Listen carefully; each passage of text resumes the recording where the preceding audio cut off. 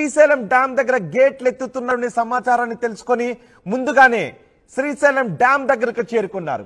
శ్రీశైలం మల్లన్నను దర్శించుకున్న తర్వాత ఖచ్చితంగా డ్యాం దగ్గరికి జనం వస్తారు, ఆ డ్యాం అందాలను చూస్తారు. ఈ రోజు ఇంకో బోనస్ కూడా ఉంది. శ్రీశైలం అందాలను మాత్రమే కాదు, పర్వల్లో తొక్కే కృష్ణమ్మ అందాలను చూసే అవకాశం కలిగింది.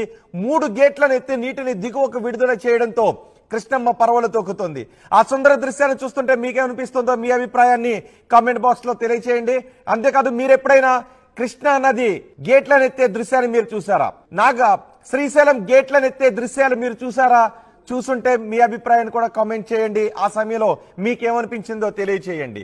నిజానికి శ్రీశైలం డ్యాం గేట్లను ఎత్తే దృశ్యాన్ని చూడాలి అని తెలుగు రాష్ట్రాల ప్రజలు చాలా ఆరాటపడుతూ ఉంటారు.